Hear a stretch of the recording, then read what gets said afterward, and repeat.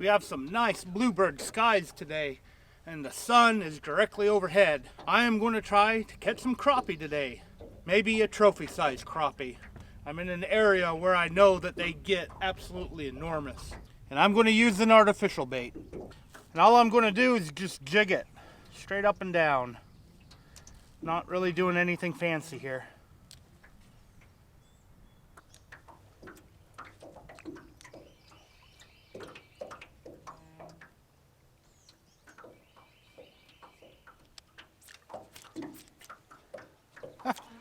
Already hung up.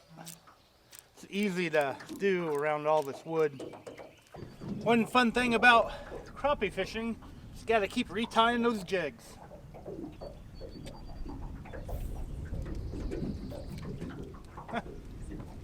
First cast, get hung on something. It's kind of a windy day, so this is going to make it even more difficult to fish here.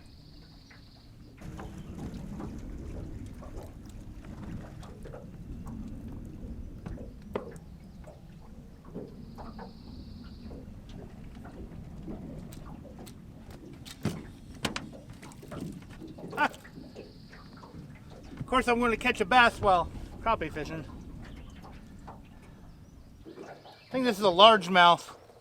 There's no spikes on his tongue. Catch of the day.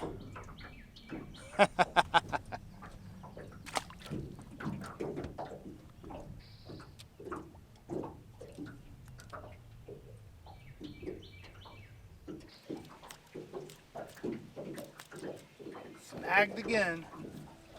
This is pretty much how this day is going to go. Snag, snag, snag.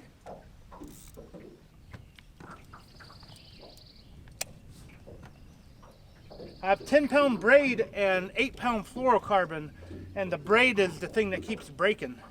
I really hope I'm not too late for the crappie in this area. They actually lowered the lake and all this wood was out of the water just a couple of weeks ago. But I think it's a little bit past when crappie would have spawned. They really messed up the spawn when they lowered the lake. So there's a possibility I might not catch a crappie today.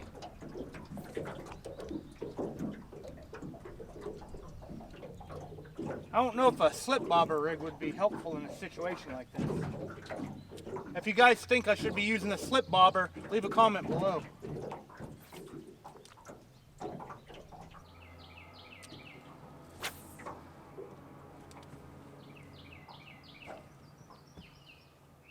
I've moved here to a spot where I've caught crappie before on minnows. In the video above, in the iCard. I actually went up and down that other bank and I didn't see any fish on my fish finder. When I went down through here, there looked like there was a couple of dots. So maybe I'll get lucky here.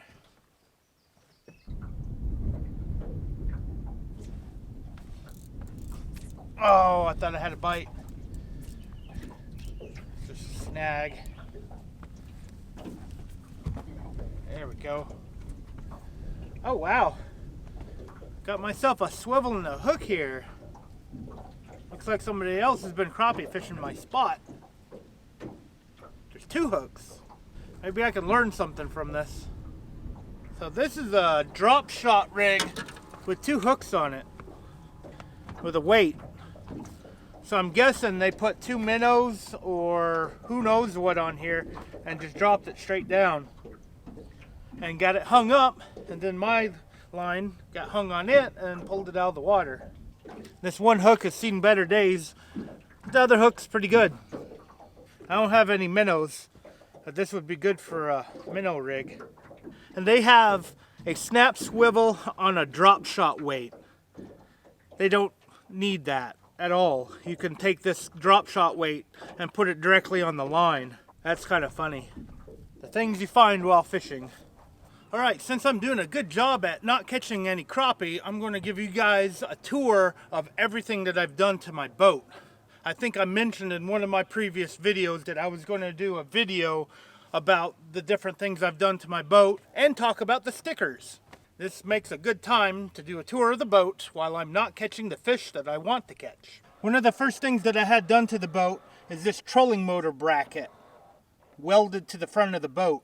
I was trying well nuts and they were just not holding in place. I think that's a 1/4-inch plate that the welder used, but I'm not 100% sure.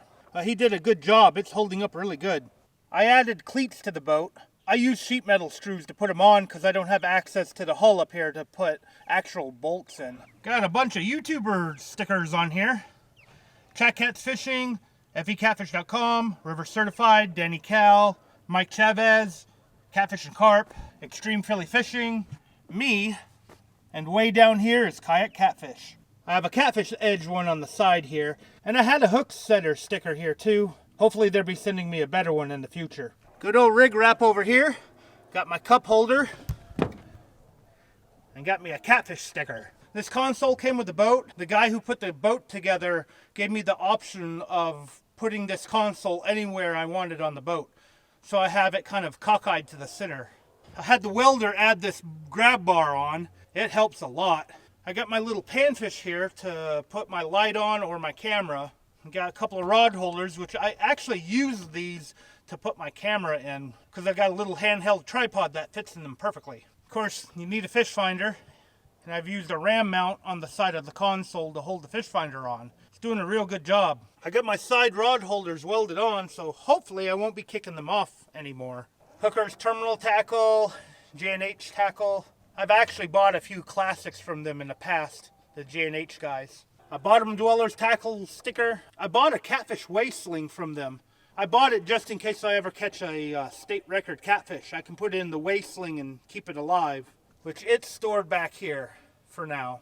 The green pouch down there. Now I added these rod holders to hold my catfish rods on the side of the boat. They seem to be working well for now. I've used 5200 to reinforce them, but they're not really made for a boat. So eventually they might actually come off. At least I don't have to step on any fishing rods anymore. I'm a huge Akuma fanboy, so I got a big sticker from them back here. Got Big Fish Outfitters. I got a life vest back here that is velcroed on and has a bungee cord. I actually lost this on the side of the road and then found it later on when I only had the Velcro holding it in place. So I had to add the bungee cord to it. Because I have this, I technically don't need to wear an actual PFD. But I do it anyway just to be safe. Monster rod holder sticker. Another rig wrap sticker. If you check out the video in the iCard above, that's when these were installed. Ty Conkle of fecatfish.com makes these brackets, and that's monster rod holders. He had to custom make them for my boat because there's a little lean on the brackets back here. And it's a really high transom because of the jet motor. Got a Team Catfish sticker, a Whisker Seeker sticker, another hook setter sticker that's falling off, the other rod holders.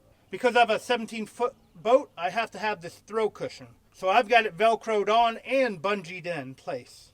As you can see, the back bench was removed, and I put the gas tank in the middle for now. That way I have access to the back rod holders. Also moved one of my batteries to the front.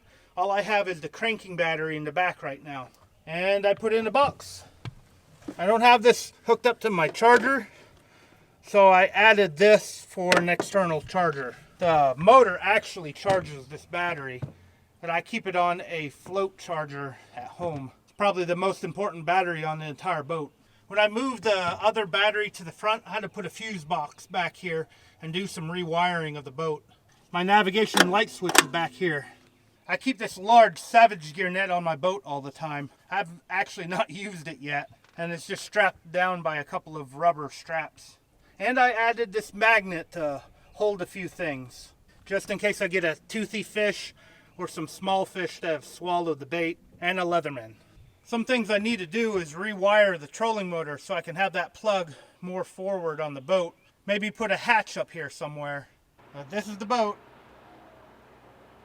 I've been thinking about calling her the Rocinante. Let me know in the comments below if you think that's a good name or if I should call her something else. Alright, I think I'm going to call it for today. Next time I'm going to bring minnows with me and see if I can catch some off of a minnow here. I'm still chasing that trophy-sized crappie and it's eluding me. I've caught 14, 15-inch crappie in the past. It's just when I want to actually certify one, they don't want to bite my lures. That's why they call it fishing and not catching. If you like this video, please give me a thumbs up and thank you for watching. I'm going to get my rod unsnagged and head home. I've lost so many jig heads today.